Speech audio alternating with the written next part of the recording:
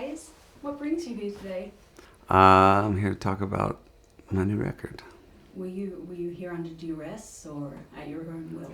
A little bit of both. What would you like to talk about? I'd rather just go play music, but Swear only you, nothing more. there was a reckoning with myself. I think I've had this inner voice my whole life that's traveled along with me, saying you can do better. There's more to this life experience than just getting by and just numbing out, just checking out, just avoiding the things that are scary. And I had some experiences over the last couple of years that really brought that home and made it increasingly difficult to ignore that voice. I feel like I started doing personal work to address that, and a lot of that involved reflection, and it found its way into my craft and my art. Listening to that voice changed my life and my songwriting. It was just front of mind. That work, those thoughts, that exploration was something I was doing every day, trying to anyway. In real life, when I would sit down to create, that was what was interesting to me in my heart. And to write about some of the things, something other than that, just didn't feel like the path I was on, or it didn't feel as fulfilling as I wanted it to. The personal work sort of influenced the creative. I started really enjoying that process of taking one and using it in the other, and they felt integrated in a way that it had never been, and that was exciting to me.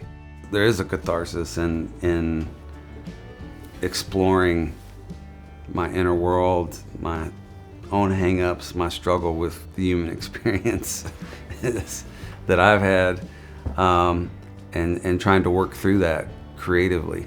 It is very much cathartic and felt just really important to me.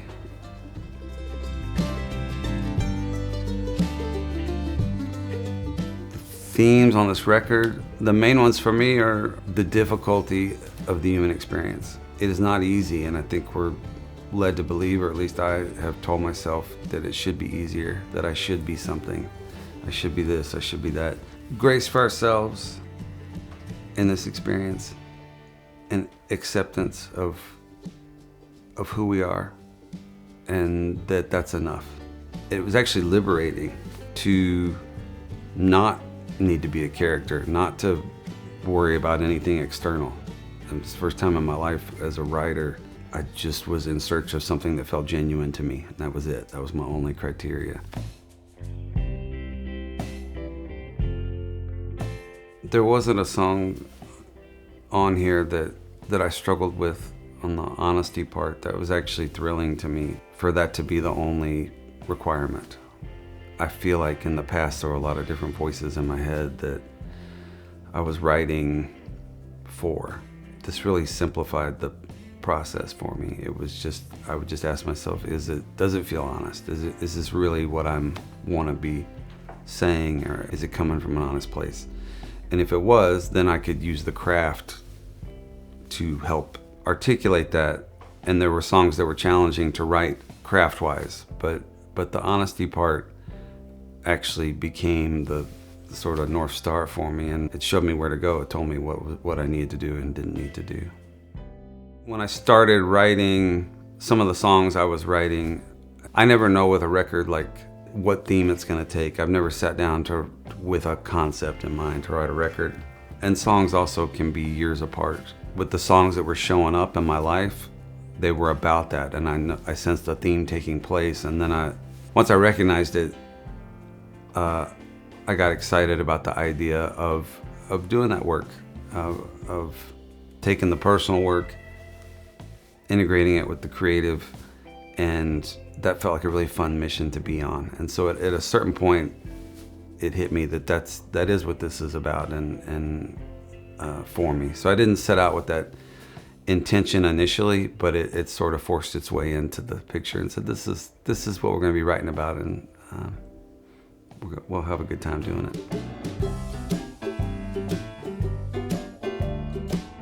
Humor is always a tool that I've found to be really effective.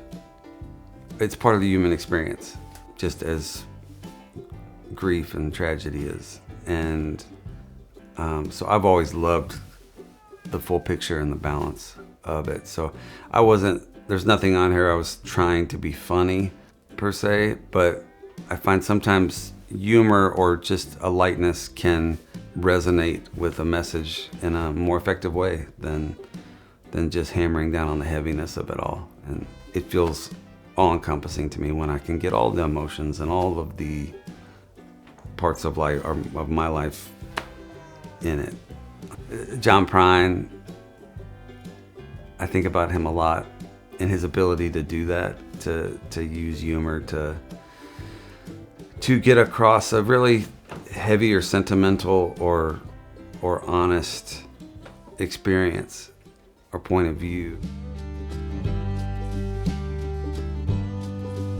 To me, I just feel like everybody's got an opinion, everybody's an expert, and everybody feels entitled to tell you about it.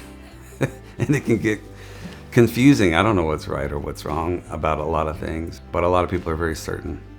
And the song, I think, was just an acknowledgement of that and how kind of overwhelming and obnoxious it can all be. But no, I don't know the answer. I think we all got to find that for ourselves. Making amends, I mean that pretty literally. I've done a lot of damage in my life and hurt a lot of people that I love. I would like to repair that as best I can and avoid hurting those people in the future or anybody.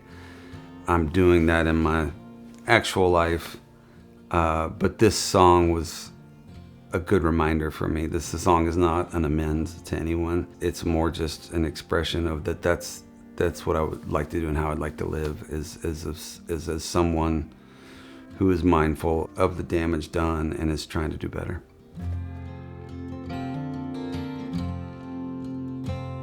This record came together pretty organically.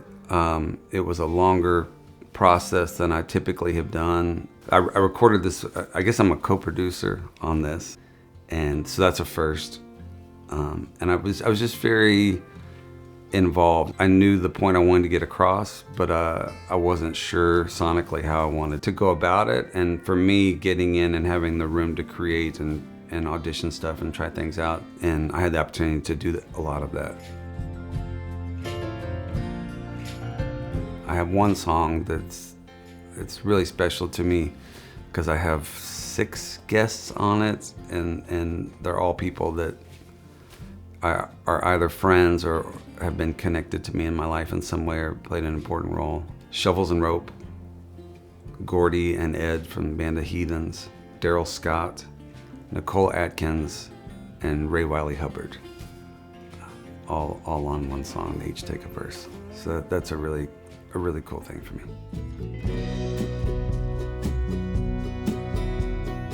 Yeah, there was a lot of revising. I used to not do that a lot, but in the last few years, I find it's much more important to me to have the lyric be bulletproof, not in the sense necessarily that everything makes perfect sense to the listener, but to me, I needed to say exactly what I wanted to say. And some of these themes were complex for me. So finding that marriage of inspiration and craft required a lot of revising. So much, I'm sure, to my producer Gordy's frustration, but I would come in every day and say, lyric change, lyric change, lyric change. But through that, I was really able to hammer out to every song on the record to be exactly what I wanted.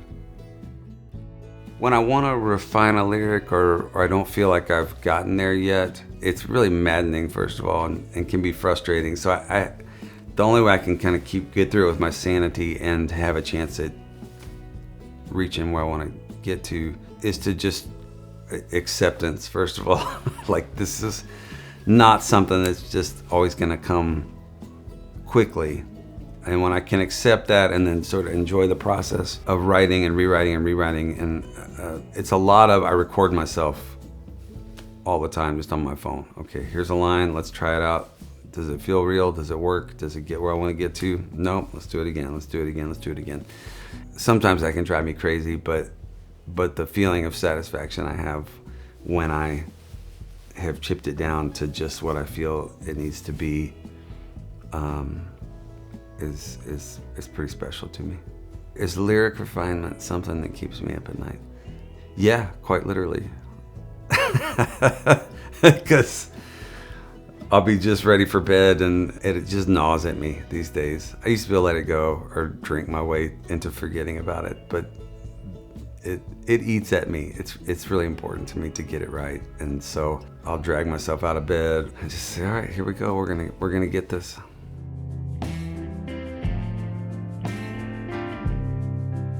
I hope people can identify with or relate to the theme of having grace. I hope maybe people can find grace for themselves and maybe grace for others as we all go through this together. It's not easy. Integrating the personal work with the creative is a bit of a first for me. I think in the past, in life, and in my creative process, there were always a bunch of different voices there telling me I needed to be this or that for somebody else or to present as whatever. And so there was I think a dishonesty in that. A fear of being seen is where that dishonesty came from. A fear of not being accepted, a fear of judgment. I thought that was protecting me. And in a way it was the hard thing. That was the difficult thing because I never could figure out who I was or speak with a completely authentic voice because it wasn't coming from a completely authentic person. It's been really liberating to recognize personally and creatively that if I listen only to that voice, it's just so freeing and fun to not have to worry about anything else. It really simplifies life and art in this case. Being checked out from that voice looked like being disconnected, not being present, not acknowledging what I was feeling, not feeling like I was able to express that. It looked like not having boundaries. It looked like numbing out. It looked like doing everything I could to avoid listening to it because in my heart and my soul I knew it was important. I just didn't have the strength or will for a lot of my life to face it. It was scary to me. Still is in some ways, but if you're gonna be scared, I might as well be growing in the process rather than hiding and getting smaller. I feel like my life forces and my flame is stronger the more time and energy I put into acknowledging what it's telling me. That's a cycle that I enjoy. It feeds itself. I want more of it. I want more truth. I want more understanding. I want more openness and acceptance and honesty and grace, and I'm enjoying that part of it. I don't know. We'll see. But I'm excited about it in a way that I don't think I ever have been before. I don't expect every song I write in the future to be about self-reflection or introspection or how to live my life. I still like a good honky-tonk song, and I still like all sorts of music, and I don't know where I'm going to go creatively, but I do feel like this has been a really important chapter here and now for me. 'Cause we're only you, nothing more. Just a few million years from that monkey business and a little bit of stardust.